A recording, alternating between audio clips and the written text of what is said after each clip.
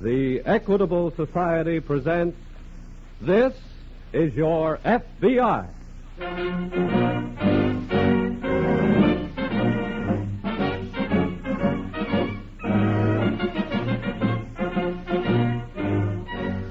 This is Your FBI, an official broadcast from the files of the Federal Bureau of Investigation, presented as a public service by the Equitable Life Assurance Society of the United States and the Equitable Society's representative in your community.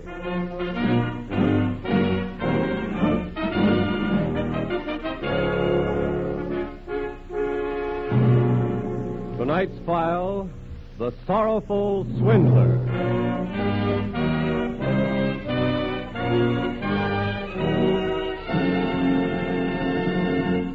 Before opening tonight's file, it is my pleasure to bring you season's greetings from the Equitable Society. This week at the Equitable Society, in the lobby of our home office building, we have decorated one of the tallest Christmas trees in New York. And this very afternoon, as we gathered round this tree and the sound of the traditional carols echoed through the halls, there was one pleasant thought that kept coming to our minds. We thought of all the homes in this country that are celebrating Christmas more merrily, more securely. And we thought of all the children to whom Santa Claus will be more real, because someone in that home had the forethought to purchase life insurance. And we of the Equitable Society and the Equitable Society representatives all over America are happy to have done our share in bringing that kind of happiness to so many American homes this Christmas time. And so to each of our 3.25 million members and to the other millions of Americans who enjoy this radio program, we of the Equitable Life Assurance Society of the United States wish a very Merry Christmas and a very Happy New Year. And now to the file on the Sorrowful Swindler.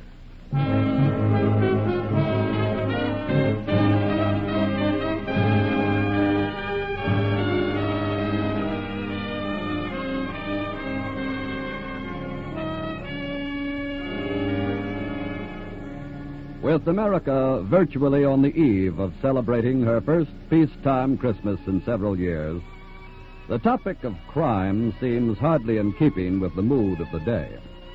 But then there is a negative kind of relationship between the two, because it can be said truly that the doctrine of crime is the direct antithesis of the philosophy of Christmas. One is the religion of taking, the other the religion of giving. And to the criminal, Christmas time is no more than just another time in which to ply his profession of cheating,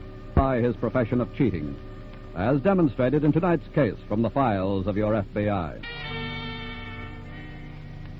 Several years ago, during another Christmas season, a man using the alias of Colonel Weatherford and a companion in larceny were speeding eastward on a crack train headed for New York.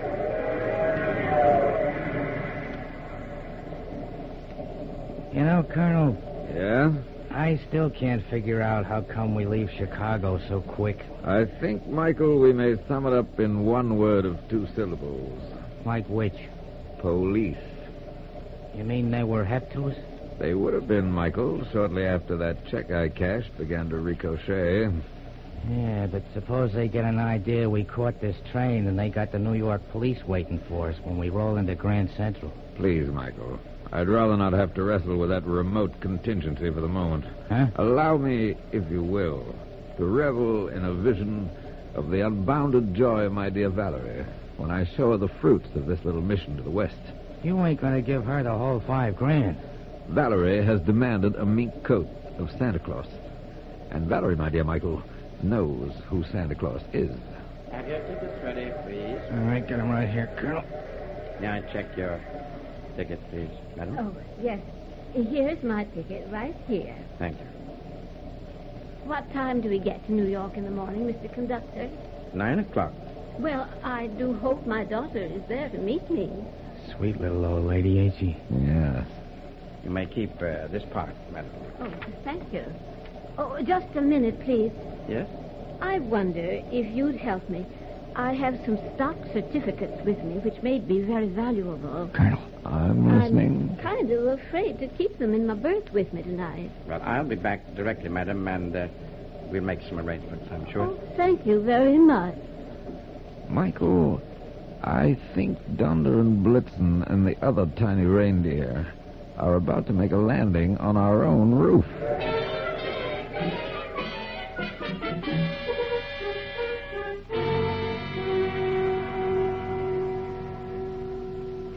Since crime never takes a holiday, neither does your FBI. And at about the same moment that the pompous gentleman on the New York-bound train became stock certificate-minded, Special Agent Barclay in the New York office of the FBI was handed a teletype from Washington. What does it say, Alan? Well, Jim, there goes my Christmas shopping push with Marjorie today. Oh? They want us to go to work on a swindler. Oh, anybody we know? No, he's avoided federal violations up to now. Well, what's the up to now? He put over a fraudulent deal in Denver a few days ago by posing as a United States attorney. Uh-oh. He may have stopped over in Chicago, but they believe he's headed for New York. Oh, is this his home? He's got a record here. Well, who is he? Several persons, it seems. Colonel Josiah Weatherford and about 6 others. Well, Here, look this over and let's get busy. right.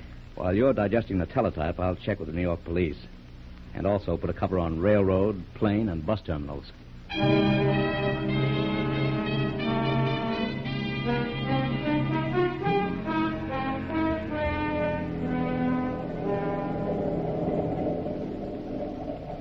I didn't quite catch the name. Weatherford. Colonel Josiah Weatherford. Oh, yes. Well, I'm Mrs. Greeley. How do you do? Will you please sit down? Thank you. I came primarily to apologize for staring at you as I did. Oh, I didn't think anything about it. You see, you look so much like my own dear mother. Oh, then I feel quite honored. She passed on last March. Oh, I'm so sorry to hear that. This is to be my first Christmas without her. It'll be most desolate. Yes, I know it will. You live in New York, Mrs. Greeley? Oh, no. It's too big a place for me. I'm just going there to spend Christmas with my daughter. How fortunate for your daughter. Oh, I suppose that you live in New York? Well, I sort of divide my time between Chicago and New York. I have an investment business with offices in both. Investment business, did you say? Yes. Well, then maybe you'd know about my stock certificates. I beg your pardon? I mean, know whether they're any good or not. Oh. Well, I don't know. May I see them? Oh, dear. I've already let the conductor put them away in a safe place for the night. Oh. You see, I was going to have them looked into while I was in New York. I could do that for you. You see, my husband has been dead about 10 years, and I didn't know he'd left anything like that till the other day. I was rummaging around in his old desk, and well, there it was, 1,000 shares, all tied together. 1,000 shares of what? Lodestar Mining Company. What was that again? Lodestar Mining Company. That's what I thought you said. Do you know something about it? Well, it's not listed on the exchange anymore that I know. Oh, then you mean it's no good? I wouldn't say that. I want to look it up for you. Oh. You will let me serve you in this, won't you? Oh, I'd be very glad if you would. Especially since that's your business. Well, now, you just leave everything to me, and I'll be talking to you again in the morning before we get off the train. Oh, thanks. Oh, thank you so much. Well, how'd you make out? Santa Claus is not merely knocking at our door, Michael. He's trying to break in with a pack full of gold.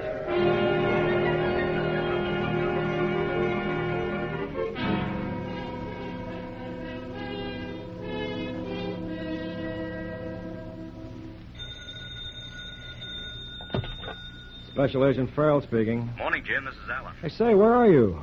Grand Central, waiting to cover the Manhattan Limited when it gets in. Good. I was just going to have to hop over there myself. What's up? Well, Weatherford's on that train. How do you know? A teletype just came in from Chicago. He passed a bad check there yesterday. And the ticket agent at LaSalle Station remembers selling Weatherford and a man with him space on the Manhattan. Then I better run. It's about to pull in. Right.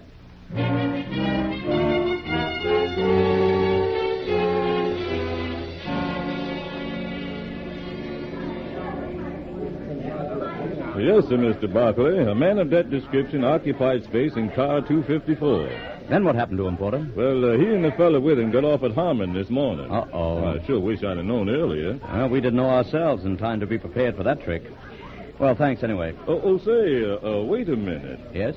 There's somebody might know something about him, and maybe she's still in the station. Who? A little old lady who had the space across the aisle from them. Oh? This man gave me a note when they got off at Harmon to give to her when she got up. What does she look like? Well, her name is Greeley, and she's about 5'2", gray hair, and she's wearing...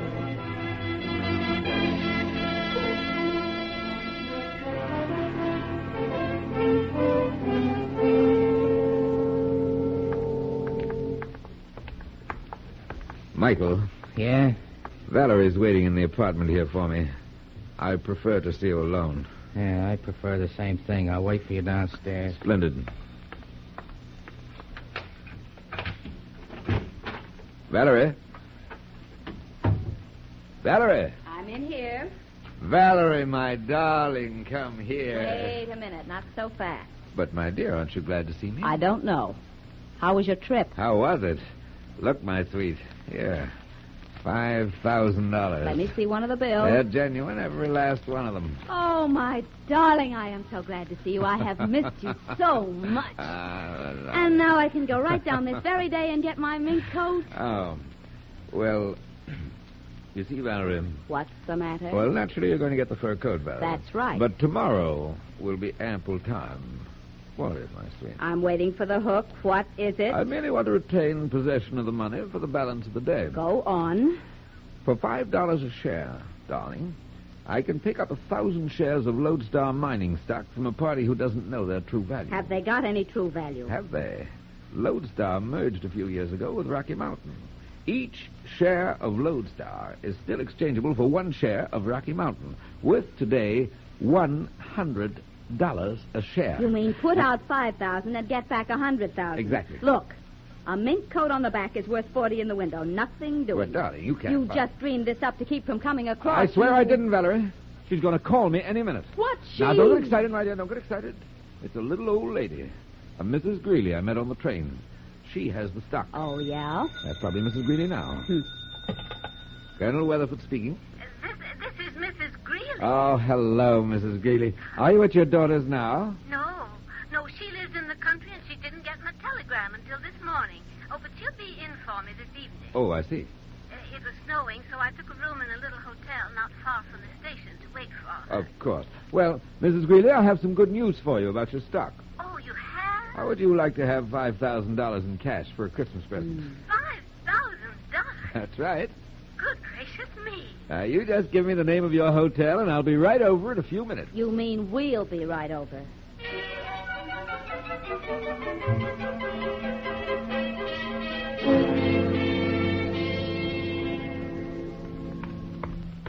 Alan. Yes, Jim? Well, I mushed over as soon as I could. Good. I think this is our best prospect of getting a line on Weatherford. The Greeley woman checked her bag at the station, huh? Yeah. You got anything out of the conductor? Mrs. Greeley gave him what she said was some stock certificates to keep safe for her last night. Oh? Weatherford was across the aisle and saw it all. I see.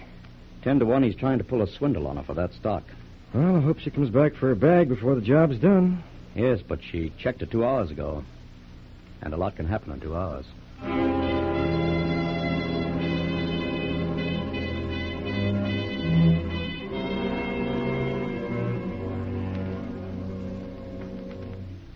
Colonel Weatherford, Yes?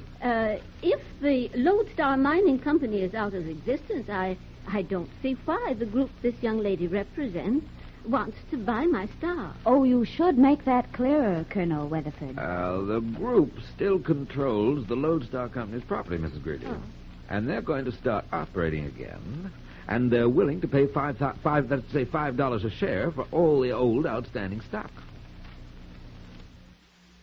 Well, maybe I'd better hold on to mine, then maybe it'll be worth more after a while. Oh, explain it to her, Colonel. It may be years before it's worth a cent more, Mrs. Greeley, and after all, $5,000 is a lot of money. Well, I'll trust your judgment, Colonel Weatherford. Good. I'm sure you won't regret it. Do you, have all that money with you? Yes, here it is. $5,000, $5,100 bill. Gracious me. Now, if you have the stock, please. Oh, of course, yes. It's right here in my handbag. Splendid. Yes. Yes, here we are. Mm-hmm. And now I want you both to put up your hands. What? What's the meaning of that gun? Oh, it merely means that I know as much about Lodestar as you do, you old swindler. And I wish I did have some of the stuff. Well, now, look here. You can't... asked her if she didn't want $5,000 for a Christmas present, didn't you? But I Well, haven't- I'm not going to give up my mink coat this easy. Be nice now. And back into that closet over there. Both of you. Yeah. Who knows? Maybe somebody will open it before Christmas.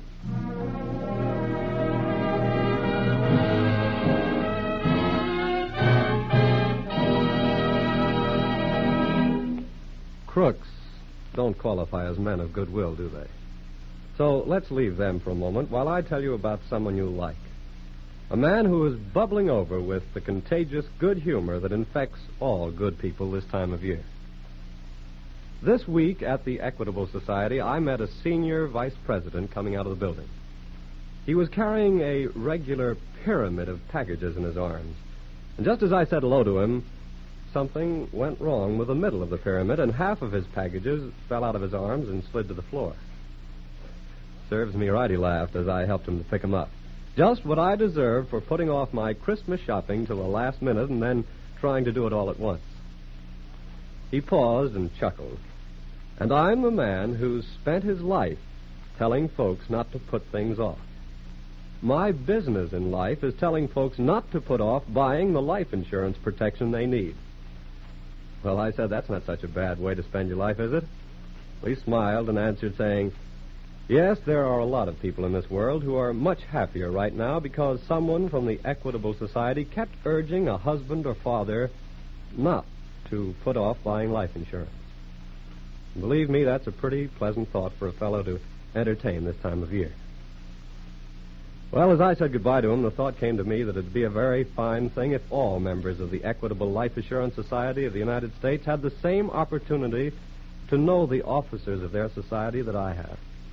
Could get to know the sincerity and human understanding that they put into their daily work, managing the life insurance of 3.25 million Equitable Society members.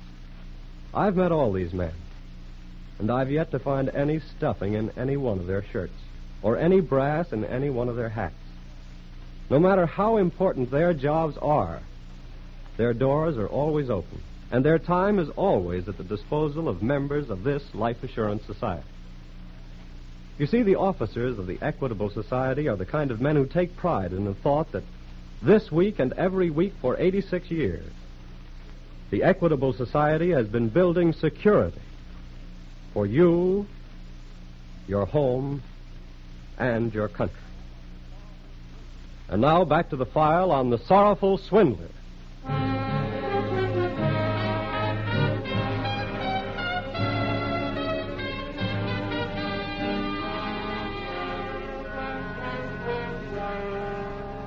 There is a saying that no one is so easily swindled as a swindler, and the victim, intending himself to commit a crime, can ill afford to complain to the law. Therefore, being denied recourse to the law, he usually takes matters into his own hands, and generally with the same net result. Both are caught. At the moment, however, the little gray-haired confidence woman is trudging through the snow away from the hotel with $5,000 in $100 bills, while behind the locked door of the closet in the hotel room. But, Valerie, darling... Don't darling me, you financial wizard. Nagging me is not going to get us out of here. You just be glad it's a closet where there's not room enough to swing at you. Michael's waiting just outside the hotel. Sure, probably building a snowman. But he's surely seen the woman leaving by herself. Oh, of course. He probably helped her across the street. You'd think he'd suspect something and come up here to see about us. Oh, no, that calls for thinking. Valerie, if you'll help me push against the door just once more, I'm sure we can force it. I should knock myself out getting you out of a closet. Look, you're in here, too. You got us in, you get us out. Well... 5,000 and get back 100,000. Please. Can't miss. It's a sin. Oh, for heaven's sake, Valerie, shut up. There. Come on. Let's get out of here quickly. Wait a minute. Now, I'm warning you. I'm getting a mink coat tomorrow, or else. Or else what? Or else the police are going to learn where you got that $5,000 in the first place. But, Valerie, darling, you can't... You heard me? It's the mink or the clink.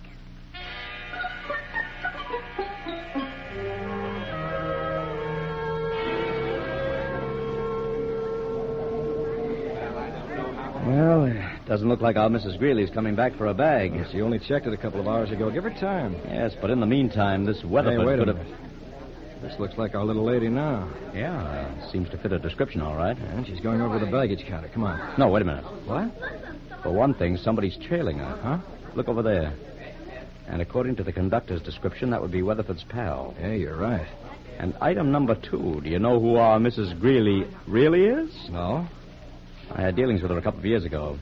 That's an old-time operator who's known as Larceny Annie. What? So far as Weatherford and she are concerned, I'd say at this point it's a question of who has done what to whom. Well, then let's pick them up and ask some questions. And Miss getting Weatherford? Hey, look, there she goes. And a shadow, too. Come on, Jim. Let's make it a convoy.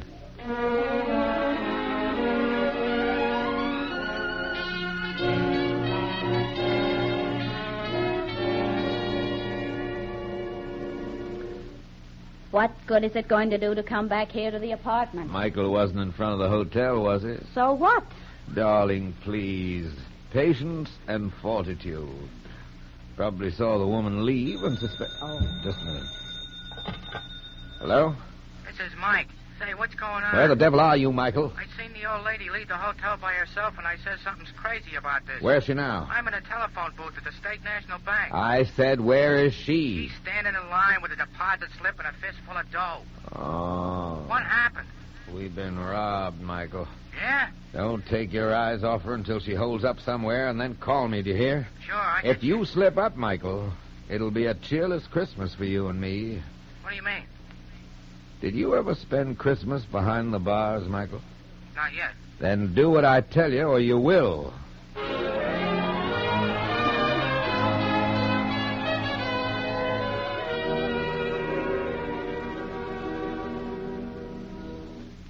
Here comes Larceny Annie's shadow back from the phone. He must have contacted Weatherford. What do you make of all this? I'd say that Weatherford has now learned how it feels to be swindled himself. Well, he took somebody for the money first, and now Annie's taking him. Yes, which puts it up to us to take them both. Well, what's your idea? You stay here and keep your eyes open. And you? If Weatherford's pal saw me talking to Annie, what would he probably think? Well, that you were a confederate of hers, maybe. That's all I wanted to be sure of. What? Maybe this'll do the trick, Jim.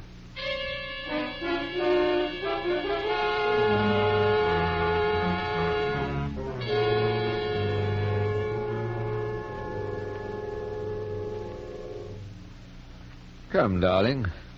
Let me help you trim the Christmas tree. You better get out and trim somebody for that mink coat. I tell you, I'm waiting on a telephone call from Michael. I'm surprised he can even use a telephone. You should not disparage Michael's intelligence, my dear. Ha! Providence beat me to it. Michael is a simple soul, but a loyal one with a great amount of common sense. And on occasion displays a flash of superior intelligence. Maybe you ought to be working for him then. May I fix your cocktail? No, and don't try to soften me up because I'm... Yes? It's me, Colonel. Well? I done what you told me. Where is she? You better meet me quick, corner of Madison and 91st. There are 4 corners, Michael, you know. Yeah, but I'll be standing on just one of them, boss. East side downtown. You better hurry. I'll be there right away. You mean we'll be there? Then come on quickly, my dear. Now you shall have that mink.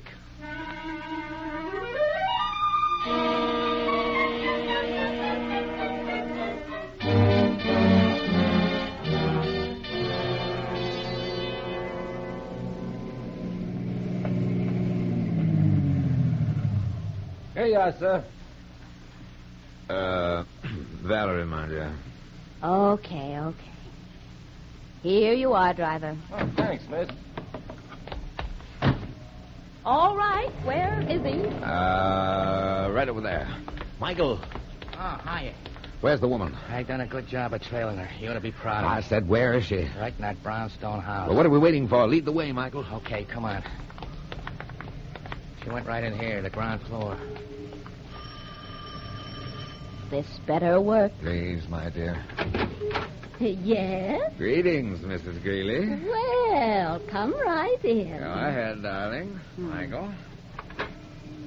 I dare say you're a trifle surprised to see us again. Well, as a matter of fact, Colonel Weatherford, I am a little surprised the way things turned out, but we rather expected you'd come here. Who's we? Yes, what do you mean? What she means, Weatherford, is that you're all under arrest. What? What is this? We're special agents of the FBI. Huh? This is an apartment that we used on another case. It was also convenient to bring Mrs. Greeley here for questioning. We hoped you'd follow her. You mean she's working with you? Oh, not willingly, Colonel. But as you know, this is the Christmas season, and it's full of surprises for everyone.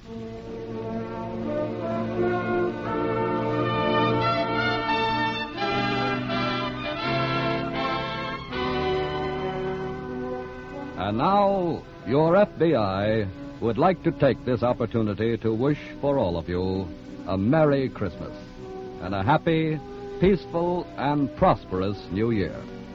And through your continued support and cooperation, it will go on protecting your right to enjoy them year after year.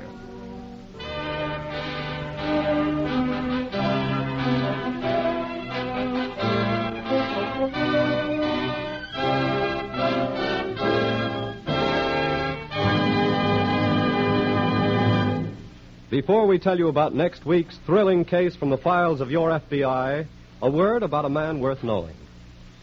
To your FBI, you look for national security, and to the Equitable Society for the financial security of life insurance.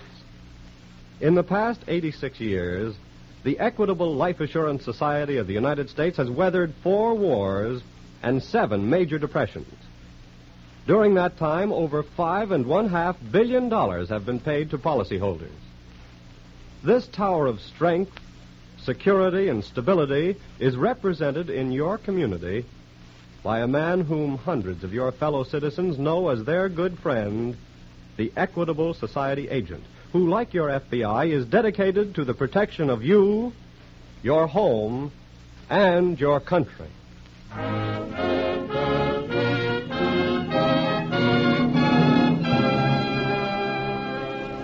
Next week, we will bring you another colorful story from the files of the Federal Bureau of Investigation.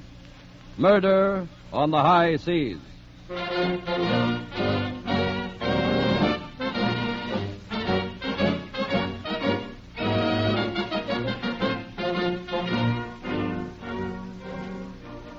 The incidents used in tonight's Equitable Society's broadcast are taken from the files of the Federal Bureau of Investigation. However, all names used are fictitious, and any similarity thereof to the names of persons living or dead is accidental. Programs in this series of particular interest to servicemen and women are broadcast overseas through the worldwide facilities of the Armed Forces Radio Service. Tonight, the music was under the direction of Frederick Steiner, the author was Frank Ferries, and your narrator was Dean Carlton. This is Your FBI is a Jerry Devine production. Now, this is Carl Frank speaking for the Equitable Life Assurance Society of the United States and the Equitable Society's representative in your community, and inviting you to tune in again next week at this same time for This is Your FBI.